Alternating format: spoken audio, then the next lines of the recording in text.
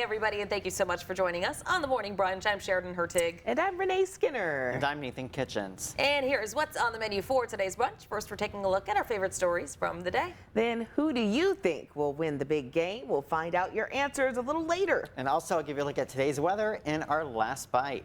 All right, well, first, we start with a story on my plate today. Tesla is planning on unveiling their newest fully electric Class 8 truck this weekend in Peoria. Some of the slickest new rides will be featured at this year's Midwest Truck and Trailer Show at the Peoria Civic Center. Now, the brand new Tesla truck will be highlighted in the showroom. The vice president of the Midwest Truckers Association says it is a must-see show, and full-scale volume production of the trucks are set to begin at Tesla's Nevada factory sometime this year. I always thought when it comes to like car shows and things that they were simply just cars. So I was pretty interested in the fact that these are, you know, full 18-wheeler trucks. And trailers, of course, are really cool to see. But yeah, I'm just interested in the fact that we're having a show like this right here in Peoria, unveiling a truck that is not going to be produced in the state either. So I find that pretty interesting. Aside from that, as much as I don't want to own a Tesla myself, I can understand how cool it would probably be to be behind the wheel of a Tesla truck. And it looks very modern. I love a good modern look.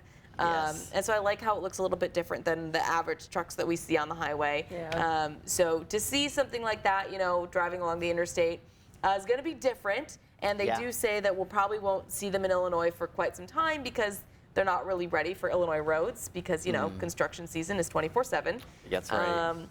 But it will be definitely a sight to see once they do start traveling down the interstate. Yeah.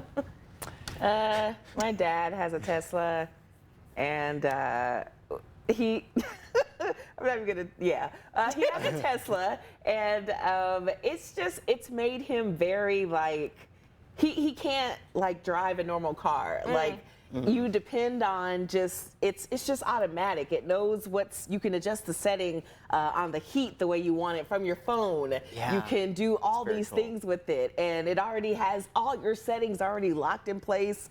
And when he gets in another car, like he got in my car, and we drove in the dark without my lights on for a good mile.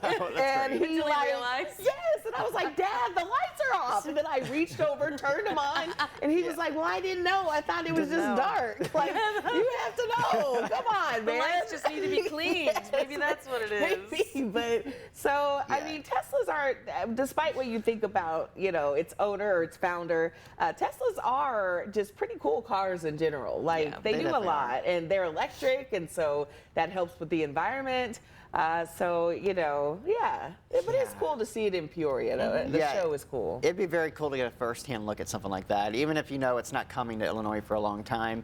Electric cars are so amazing, you know, the fact that you don't have to worry about oil changes anymore. You don't have to worry about stopping at a gas station, and you know, you wonder, are we going to be full electric at some point in our adult lives? You know, I don't know. We're supposed to be. We're supposed to be. I just hope they can get it so that, you know, batteries can go longer. I'm sure they can figure that out. So there can be longer time intervals between charging them, and you don't have to sit and wait for hours for it to charge. That would be my one thing. Like, I'm down to the wire, even with my phone. I'll be like, I still got 2%, I'm good. And I'm gonna be like that with the car. I just know it. I know myself. 60 miles to go, I'll be fine. I'll be good. And I do that now in my own car. The gas dial will be low, will be below a fourth, and I'll be like, I can make it to Bloomington. Exactly. Oh my gosh. That wouldn't work for me. Yeah, that's one thing. Another thing. Speaking of like electric cars, my car is a hybrid. Yeah, that's great. I'm just getting too comfortable with all the settings that are on it, and like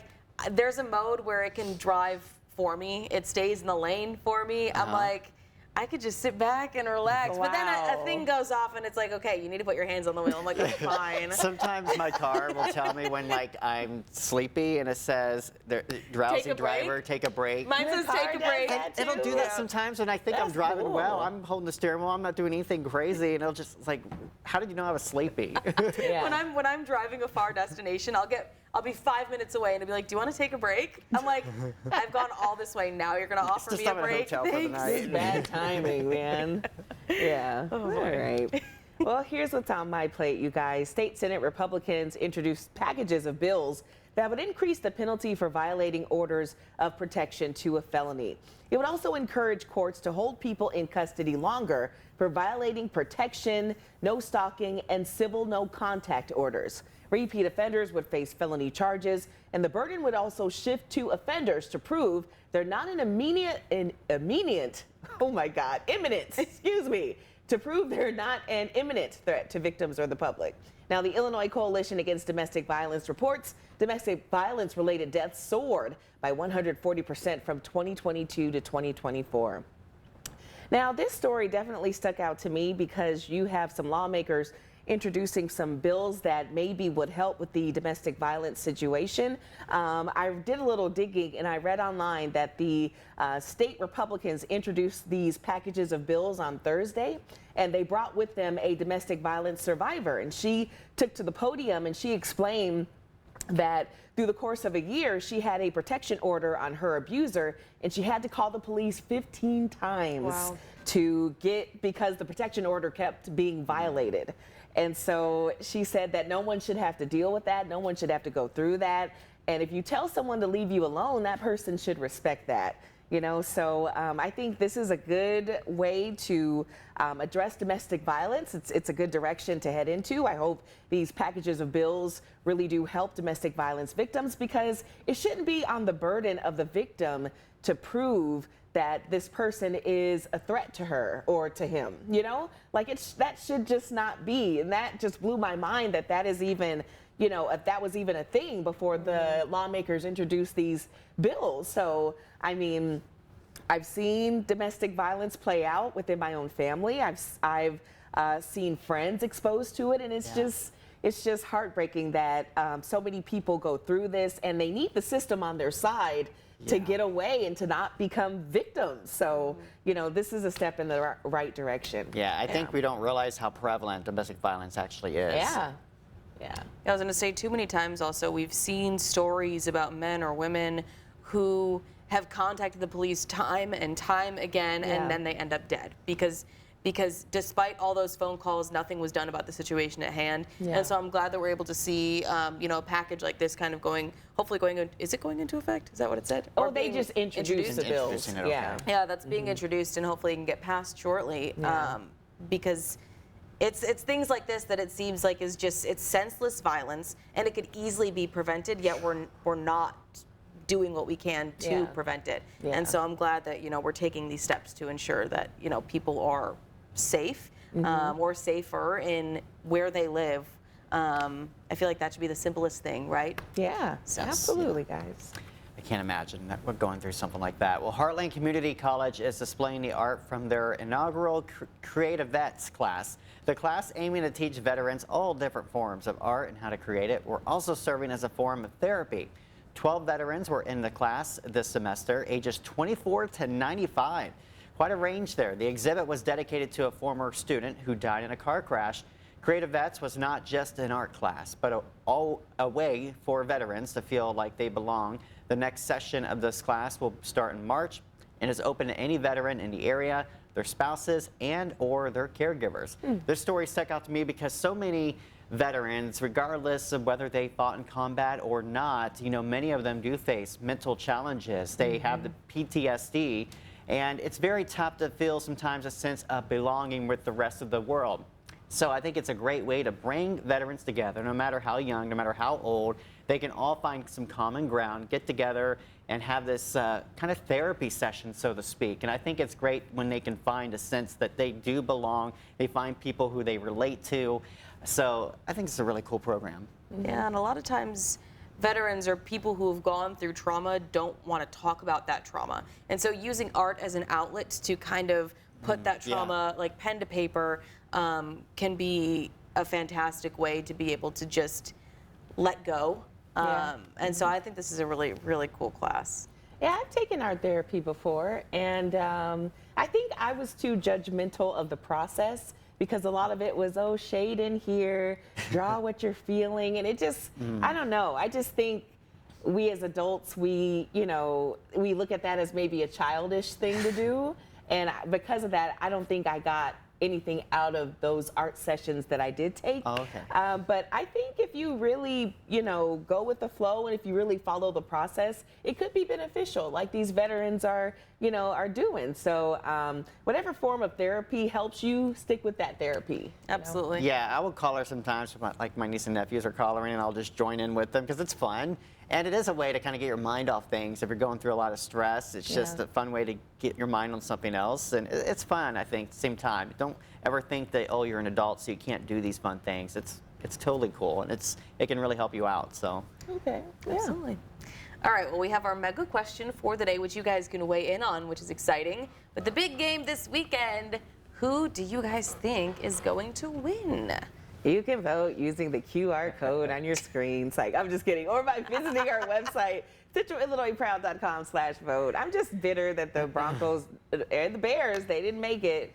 So that's why I have no skin in the game. But what do you guys think? I don't really either. I mean, I will say I'm definitely favoring the Seahawks. I know they are just favored in general by sports analysts and stuff, but I think it's funny that so many of the pets or animals at all the different zoos, they've been doing these things where like see which bowl of food they go to first to see who they're going to pick for their Super Bowl. We did that last year. And like every single one I've seen has been the goodness. Seahawks, which is funny. Even our local groundhog here at Hannah City also said the Seahawks are going to win. So Watch the Patriots I was just never blow it out. Never a Yeah, big right. fan Watch them win. of the Patriots just because I was a Colts fan, and the Patriots would always defeat the Colts, and it was Yeah, just, they do. And then there was the whole Deflategate thing that happened, and Nathan's a Patriots hater. I'm not a hater, so to speak. He just strongly dislikes them. Okay, that's good. Listen, it's fine. I literally could not care less about this Super Bowl. Yep. I'm just proud of my Bears this season, and I'll say it a million more times. I don't think anyone saw that coming. Yeah. Yeah. Go Broncos too. We did good too. We got the play of the year. The Colts started good, and then it went south fast. Well, right, guys. all that football talk getting us super tired. So we're going to go ahead and give it over to our break, and we'll be back when we come back.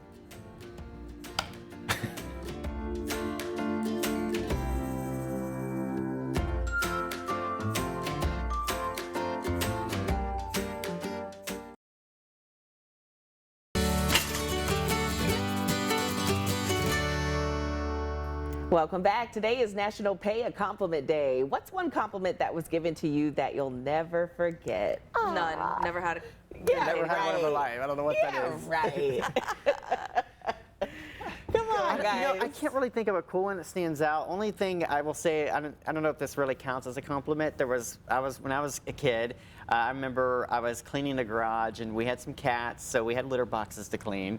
And there was this neighbor kid that was like 4 years younger than me, little girl, and I was probably like 12 at the time. So of course she was like 8, I guess, and she had a crush on me, and she was always flirting with me, and I was cleaning the garage, and we had a cat that didn't always hit the litter box. Sometimes she missed. Happens. So I was cleaning up the cat stuff, and she said, "Why is a man so cute forced to clean up this mess?" And Oh, that's it was, my sweet. mom was there, and she was just dying laughing, and we still joke about that to this day. And it's funny because me and that girl, which she's got 3 kids now, and we're actually really close now, so it's funny how that all works out. I can't think of other compliments. I did have my first girlfriend tell me that I have dreamy eyes. I guess that was cool, but You do have beautiful eyes. Yeah, they're very clear, crystal you guys, blue. I was gonna say you guys can't really see it that much on air, but he has beautiful we eyes. can. Zoom in right now. Go ahead. Oh my Look over goodness. there. He's like, Nothing, nope. I no. I have no eyes now. There you go. Gorgeous. man, I'm old. My goodness. You're not. I don't know. As far as compliment, I remember this pageant queen.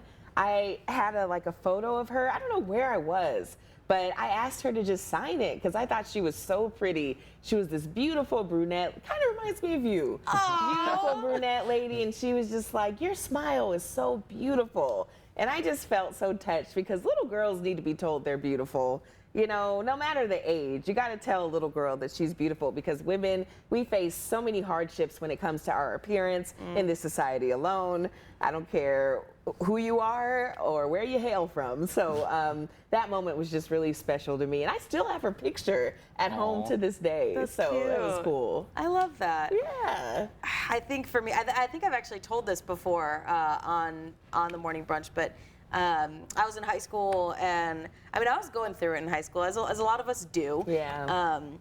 And I was walking down the hallway, and my English teacher, he goes, "Sheridan, can you come here?" I'm like, "Oh God, like what did I do now?" And he goes, "I just want to say you have a very confident walk." and I was like, "Thank you." I really like that, because sometimes I feel like, obviously, like Renee said, I think it's really important to make sure that little girls are told that they're beautiful and that they're kind and all this stuff. But sometimes women are only complimented on their looks. Yeah. Like, stop telling me that I'm pretty. Tell me that I'm smart. Tell me that, you know, I worked really hard on this project.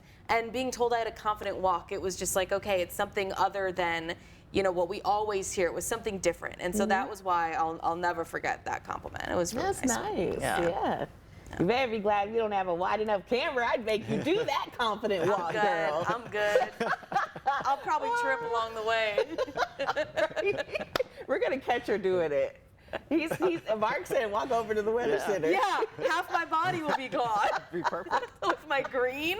We're not gonna make you Be a do that, floating girl. head. All right, well, here's something else to talk about. A rise in man-keeping is turning single women away from dating. Man-keeping is when a woman compensates for her boyfriend's shrinking social network by becoming his only emotional support system. According to experts, talking with Soy Carmen studies. Wait, Soy Carmen. Ugh. Studies show. Wait, what? Okay, Yeah. That's different. Studies show men's social circles have shrunk significantly compared to women's without other close friends to rely on. Their romantic partner takes on the emotional burden. The biggest problem is when the woman isn't getting the same emotional support back.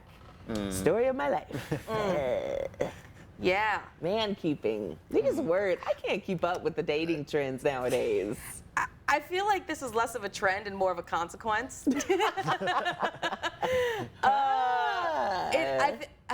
Listen, I can only attest to my own relationship, but my husband was in a fraternity when I met him, and he was with young men all the time, and so he had a very wide range of friends there. But once you have distance between, and this goes for women too, once you have distance between you and your friends, it's harder to keep up with them. Yeah, it is. The phone works both ways, but sometimes nobody wants to even pick up the phone in the first place. Yeah. So when you're with your partner, you both rely on each other to be that emotional support, to just be the person you can vent to, whatever it may be.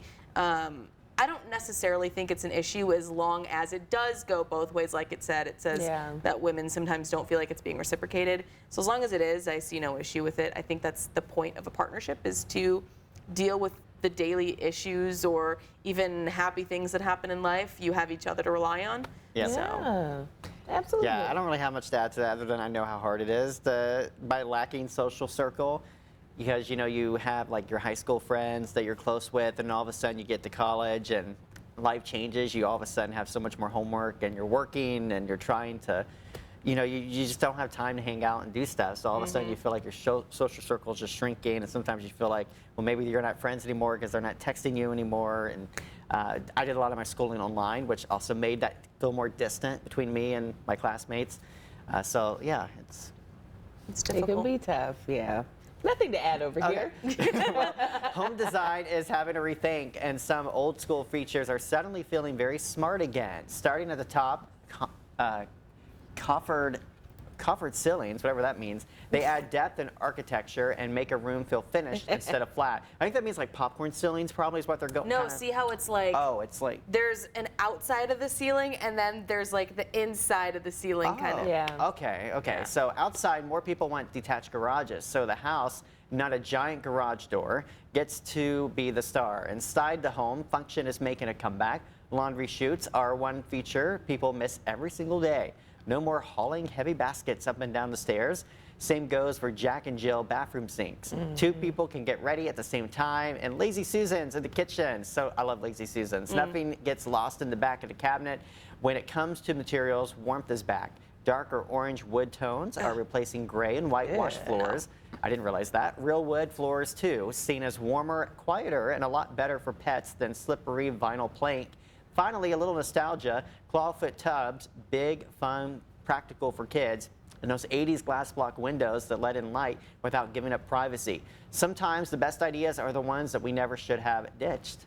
I agree with a few of those. I think it goes for clothes, it goes for music. There's so many different things this could go for that we had in the past, and we stopped whatever those trends were, and now they come back because they shouldn't have ever left in the first place. History repeats itself, you know? does. So, I don't know. Whenever someone talks about a home or home decor or home design, my eyes kind of glaze over because I just don't even know I'll be able to own a home in my lifetime the way the economy is going. I just fair. pretend. So everyone's like, oh, remodeling my home. And I'm just like, oh. When I grew up, When I get to my apartment. our whole house was wallpaper growing up. I actually kind of liked it, but then when I was in high school, we finally took it all down. I feel like a lot of wallpaper is coming back. Anytime It I is see coming people back. remodeling, Yeah. it's always wallpaper. Problem is, like in our house, it was all flowers, and it just was very girly. And There's nothing. Flowers can be manly too, Nathan. They sure can. All right, well, we're going to take a commercial break. We'll be back with your last bites.